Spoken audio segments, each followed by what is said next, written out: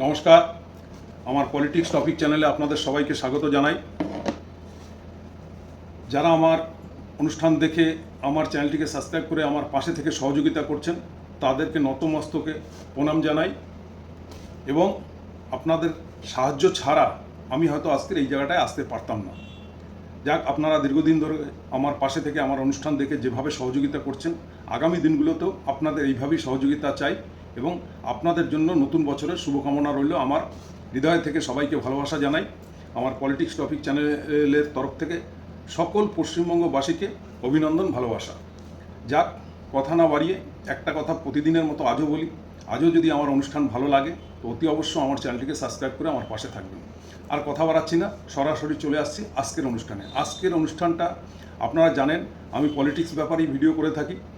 তো ভোট আজকের রাত পোহালি, কালকে ভোট বলতে গেলে 23 তারিখ প্রথম দফার ভোট, 152টি আসনে ভোট হতে যাচ্ছে। কিন্তু বাংলার মানুষকে একটু সচেতন করা আমার এই সাধারণ জ্ঞান থেকে, তাই আপনাদের সামনে উপস্থিত একটি ভিডিও নিয়ে।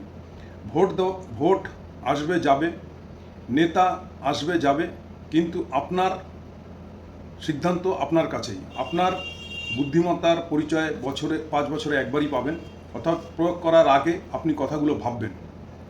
এই বিজেপি এবং তৃণমূলের মধ্যেই মূলত কন্টেস্ট হতে যাচ্ছে, কিন্তু আপনাকে বুঝতে হবে বিজেপি কাদের কাছে ভোট চাইছে, কি বলে চাইছে। আপনি সেগুলো পাবেন তো? আপনার আশা পূর্ণ হবে তো? আপনার সিদ্ধান্ত কোনো রকম ভুল হয়ে যাবে না তো? কেননা আপনাকে দ্বিতীয়বার কিন্তু সুযোগ দেওয়া হবে না। আপনি শুধু সুযোগ পাবেন বলতে গেলে উইথ সেকেন্ডের একটি বুতাম টেপে, একটি বুতাম, ইভিএম মেশিনের একটি বুতাম চাপবেন, এইটুকু সময় আপনাকে উইথ সেকেন্ডের মধ্যে কাজটা হয়ে যাবে। কিন্তু আপনার সিদ্ধান্তটা কিন্তু 5 বছর চলবে। আর আপনার মধ্যে ভোট দেওয়ার পরে যাতে এই চিন্তাধারা হয় যে আমি ভোট দিয়ে সফল হয়েছি, আমার ভোটে অমুক নির্ণয় হয়েছে, এই সার্থকতাটা আপনার কাছে প্রয়োজন। তাই আপনাকে কিছু কথা বলা। দেখুন, সেই অটল বিহারী বাজপেয়ীর আমল থেকে যখন বিজেপি গভর্নমেন্ট আসে তখন কিন্তু বাংলার বুকে তথা কোথাও আপনি দেখেননি যে বিভাজনের রাজনীতি। যখন থেকে গোদ্রাকাণ্ড ঘটল তারপর থেকেই কিন্তু চলে আসছে একের পর এক বিভাজনের রাজনীতি।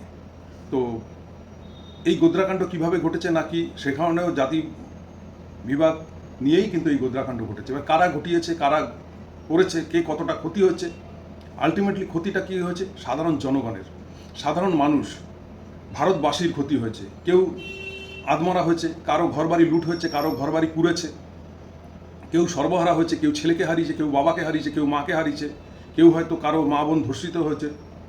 এই হচ্ছে পরিণতি। তো আপনাকে বুঝতে হবে যে আপনার সম্প্রীতি কিভাবে বজায় থাকবে, এটা সম্পূর্ণ সিদ্ধান্ত আপনার সিদ্ধান্তের উপরে নির্ণয় করবে। দেখুন, একটা কথা বলি, তারপর থেকে 2014 সালে আবির্ভাব আমাদের নরেন্দ্র মোদী, সবকা বিকাশ সবকা সাথ, যিনি স্লোগান দিয়ে এসছেন, আদৌ কি দেখেছেন যে সবকা বিকাশ সবকা সাথ হয়েছে?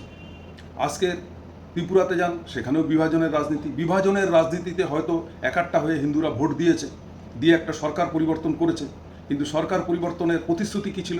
না, ঘরে ঘরে প্রত্যেককে চাকরি দেব, আগরতলাকে স্মার্ট সিটি বানাবো এবং মানুষের কর্মসংস্থান হবে, মানুষ মুখে হাসি ফুটবে। কোনোটাই কিন্তু বাস্তবায়িত হয়নি।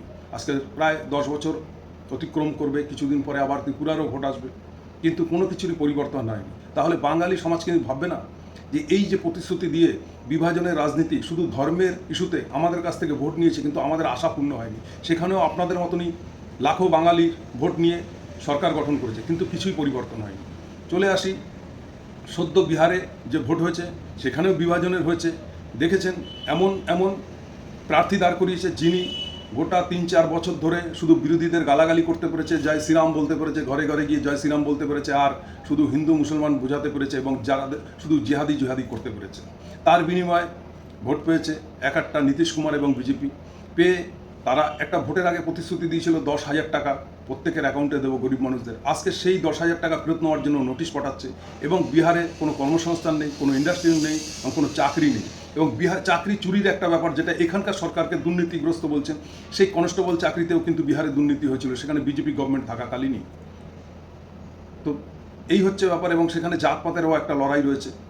উত্তরপ্রদেশে চলে যাই, উত্তরপ্রদেশেও দেখেছেন ছেলেমেয়েরা এসে এখানে পরীক্ষা দিচ্ছে চাকরির জন্য, অথচ বলছে বুলডোজার বাবার কোনো কাজ নেই, বুলডোজার বাবা সেই শুধু ধর্মের বিভাজন, আর শুধু সেখানে বহু মুসলমান হত্যা হয়েছে, মারা হয়েছে, কারো চোখ তুলে নেওয়া হয়েছে গোমাংস খাওয়ার অপরাধে। বুঝাচ্ছে গোমাতা আমাদের হিন্দু ধর্মের দেবতা এবং মুসলিমের প্রতি একটা ঘৃণা বিতৃষ্ণা তৈরি করে দিয়েছে। দেওয়ার পরে কি হয়েছে, সেখানে এক একটা হিন্দুর ভোট নিয়ে কি হয়েছে, আদৌ কিন্তু কোনো সুরাহা হয়নি এবং কোনো মানুষের জীবনে শান্তি ফিরে আসেনি, কর্মসংস্থান হয়নি, কোনো নতুন করে ইন্ডাস্ট্রিয়াল হয়নি এই যোগীর আমলে। শুধু হয়েছে হিংসা বিদ্বেষ ছড়িয়েছে, বহু ধর্ষণ হয়েছে, তার কোনো বিচার পায়নি, বাবা মার অনুমতি ছাড়া, পরিবারের অনুমতি ছাড়া ধর্ষিতাকে নিয়ে দাহ করে দেওয়া হয়েছে, যেখানে কোনো আম পাবলিক পর্যন্ত প্রবেশ করতে পারেনি। এগুলোও আপনারা দেখেছেন, বহু দেখেছেন। আমি নাম করে কত সালে কোন সময় হয়েছে সেগুলো আর বলছি না, কারণ ভিডিওটা অনেক বড় হয়ে যাবে। দ্বিতীয়ত কথা হচ্ছে গিয়ে সেইখানে কিন্তু পূর্বের সরকার মাথার উপরে বিরাট পাহাড় সমান দেনা করে যায়নি। তাহলে সেখানে যদি পরিবর্তন না হয়, সেখানে যদি চাকরি না হয়, সেখানে যদি কর্মসংস্থান না হয়, শুধু ধর্মের বিভাজন করে ভারতবর্ষের কোনো পরিবর্তন আসবে কি? কোনো পরিবর্তন আসবে না। যদি বলেন কেন এইখানে আমাদের মতন সাধারণ মানুষকে বোকা বানাচ্ছে যে এটাকে হিন্দু রাষ্ট্র করা হবে, কিন্তু বিশ্ব রাজনীতির দরবারে বা রাষ্ট্রসংঘে বা এই যে মোদি কিছুদিন আগে ইসরায়েলে বলুন, যে কোনো দেশে গেছে, সেখানে গিয়ে কি বলেছে, আমার দেশকে আমি হিন্দু রাষ্ট্র বানাবো, এইরকম কোনো প্রতিশ্রুতি শুনেছেন? না, বলতে পারবে না, এটা সম্ভব নয়। এবং দেখেছেন গিয়ে মোদিজি বলেছে ইসরায়েলকে ফাদারল্যান্ড, ইন্ডিয়াকে মাদারল্যান্ড। এটাও কি সম্ভব? এটা কি বলা সম্ভব? আজকে ইরান আমাদের দীর্ঘদিনের বন্ধু এবং ইরান আমাদেরকে কাঁচামাল খুব কম দামের মধ্যে ভারতে আসার ব্যবস্থা করে দিত, যেখানে হরমুজ প্রণালীতে জাহাজ ব্যবহার হতো। আজকের এক পক্ষপাতিত্ব করতে গিয়ে ট্রাম্পের হাতে নিজেকে সঁপে দিয়ে, ট্রাম্পের কথায় নোটবন্দিতে কি হয়েছে, প্রচুর অর্থের ক্ষতি হয়েছে, যেসব টাকা পয়সা পাওয়া যায়নি, জলে চলে গেছে, সেইগুলো ছাপাতে লক্ষ লক্ষ কোটি কোটি টাকা খরচা হয়েছে। আবার আমি খুব শর্টে বলছি বলে, কারণ ভিডিওটা অনেক দীর্ঘক্ষণের হয়ে যাবে বলে আমি খুব শর্টে বলতে চাইছি। এবং বললো এমন টাকা এবারে ছাপাবো যা ভারতবর্ষে এর আগে কোনো দিন হয়নি, জালই হবে না এবং উগ্রপন্থীদের হাতে টাকা যাবে না, সমাজ বিরোধীর হাতে টাকা যাবে না, জাল নোট ছাপাতে পারবে না। কিন্তু আপনারা দেখলেন কি, টাকা ছাপাতে না ছাপাতেই, টাকা মার্কেটে আসতে না আসতেই জাল নোট ছড়িয়ে গেছে এবং 2000 টাকার যে নোট বানিয়েছিল সেটা কিছুদিন পরেই ব্যান্ড করে দেওয়া হলো। এবার ভাবুন, এই যে 2000 টাকার নোটগুলো ছাপাতে কত কোটি টাকা খরচা হয়েছিল, এটা আমাদেরই ভারতের পয়সা, আমাদের সাধারণ নাগরিকের ট্যাক্সের পয়সা। এটা আপনাদের বুঝতে হবে। আলটিমেটলি আমরা কি পেয়েছি? এক রাম মন্দির পেয়েছি। রাম মন্দির পেয়ে সেখানে যাদেরকে উচ্ছেদ করে দেওয়া হলো, সাধারণ নাগরিক যাদের ঘর বাড়ি দোকান ব্যবসা ছিল, সেইখানে কি হলো? তাদের কোনো পুনর্বাসন দেওয়া হলো না। তাহলে কি হলো? সাধারণ মানুষের কথা ভাবা হলো না। সাধারণ মানুষই হচ্ছে ভারতের জনগণ, এবং এই সাধারণ মানুষ যদি অর্থশালী হয় তাহলেই দেশ একমাত্র ডেভেলপ হয়। শুধু আদানি আম্বানি বড় ব্যবসাদার থাকলেই তাদের দিয়ে দেশ ডেভেলপের দিকে যায় না। এগুলো আপনাদেরকে মাথায় রাখতে হবে। এবং এখনও এই মুহূর্তে উত্তরপ্রদেশে 80টি বিধানসভায় তুমুল আকারে অগ্নিগর্ভ হয়ে উঠেছে আন্দোলনে দৈনন্দিন মূল্য বৃদ্ধি করার জন্য। কর্মসংস্থান তাদের মূল্য পাচ্ছে না, 12 ঘন্টা 14 ঘন্টা 16 ঘন্টা কাটছে, 10,000 12,000 14,000 টাকা মায়নায়। যেখানে একটা ভাড়া ঘর নিয়ে থাকতে গেলে নিম্নমানের ভাড়া ঘর, সেখানে সব থেকে নিম্নমানের 5,000 টাকা। যে এখানে যে বাড়িটা 5,000 টাকায় ভাড়া পাওয়া যায়, মানে একটা মস্ত বড় যৌথ ফ্যামিলি থাকতে পারবে পশ্চিমবঙ্গে, অথচ ওখানে একজন থাকার মতন একটা কলি যাকে বলা হয়, সেটার ভাড়া 5,000 টাকা। আর 15, 25, 20, 30 ফ্ল্যাট ভাড়া 40,000, 50,000, 60,000 অবধি একটা ফ্ল্যাট ভাড়া। ভাবুন, সেই জায়গায় 12-14,000 টাকা চাকরি করে কি করবে? আজকের পশ্চিমবঙ্গেতে 50 টাকা হলে আপনি হোটেলে ডাল ভাত ডিম ভাত খেতে পারছেন, কিন্তু ওই খাবারটাই উত্তরপ্রদেশে খেতে গেলে 150 টাকা আপনাকে খরচা। তাহলে ভাবুন, পরিযায়ী শ্রমিক বলেন, পরিযায়ী শ্রমিকের ইতিহাসটা কি আপনারা একবার ভাববেন। 30 থেকে 40 লক্ষ পশ্চিমবঙ্গবাসী পরিযায়ী শ্রমিক হয়ে ভিন্ন মহারাষ্ট্রে, উড়িষ্যায় বলুন, উত্তরপ্রদেশে বলুন, ব্যাঙ্গালোর বলুন, তারা কর্মসংস্থানে কাজ করছে, এটা সঠিক। কিন্তু 1.5 কোটি পরিযায়ী শ্রমিক আজকের পশ্চিমবঙ্গে রয়েছে। এই 1.5 কোটি পরিযায়ী শ্রমিক যদি পশ্চিমবঙ্গে না থাকতো এবং এদেরকে যদি জায়গা না দেওয়া হতো, তাহলে বাঙালির কর্মসংস্থানের জন্য বাইরে যেতে হতো না, পরিযায়ী শ্রমিক বলে কথা হতো না।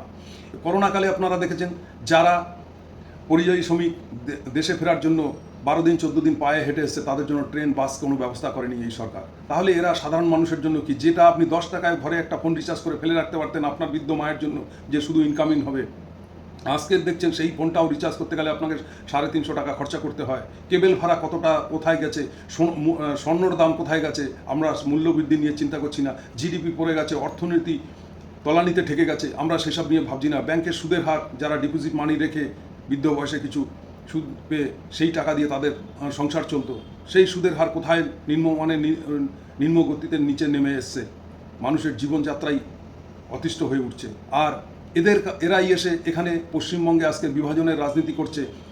আপনি দেখেছেন শুভেন্দু অধিকারী যে এলাকায় যাচ্ছে সেখানেই গিয়ে বলছে হিন্দুদের সব এক হতে হবে, একাট্টা হতে হবে, আমরা হিন্দু এক হও, আর ওই জিহাদিদের তাড়াতে হবে।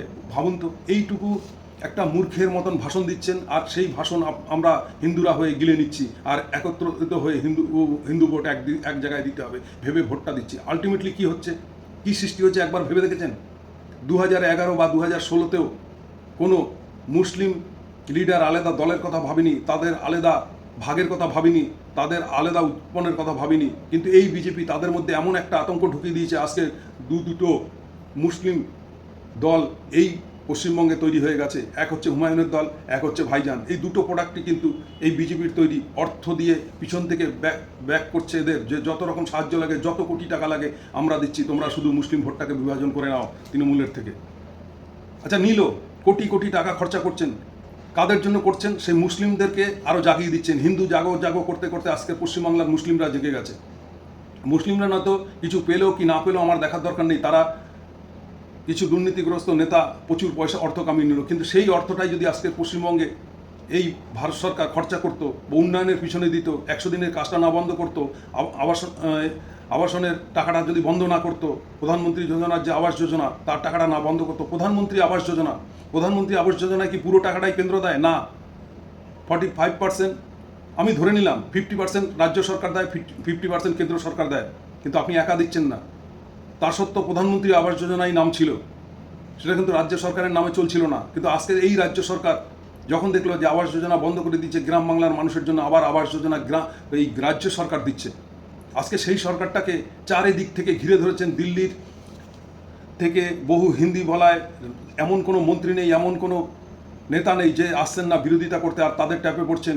দেখছেন যোগী এসে ভাষণ দিচ্ছে বাংলার বুকে, যে স্বামী বিবেকানন্দ বলেছিল তোমরা আমাকে রক্ত দাও, আমি তোমাদেরকে স্বাধীনতা দেবো। ভাবুন, এই হিন্দি বলায় যারা মুখ্যমন্ত্রী থেকে প্রাইম মিনিস্টার থেকে শুরু করে যারা ভারতবর্ষের ইতিহাস পড়েনি, ভারতবর্ষের ইতিহাসকে বিকৃত করছে, রবীন্দ্রনাথকে সান্যাল বলছে। রবীন্দ্রনাথ সান্যাল কবে ছিল আমরা তো জানি না। বঙ্কিম চট্টোপাধ্যায় বঙ্কিম দা বলছে।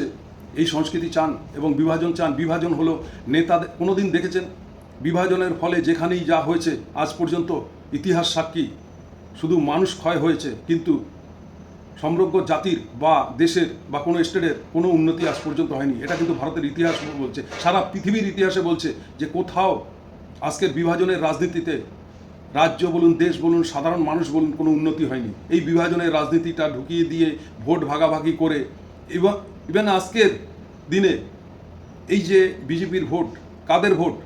এই ভোটটা হচ্ছে ট্রান্সফার হয়েছিল 2019 সালে।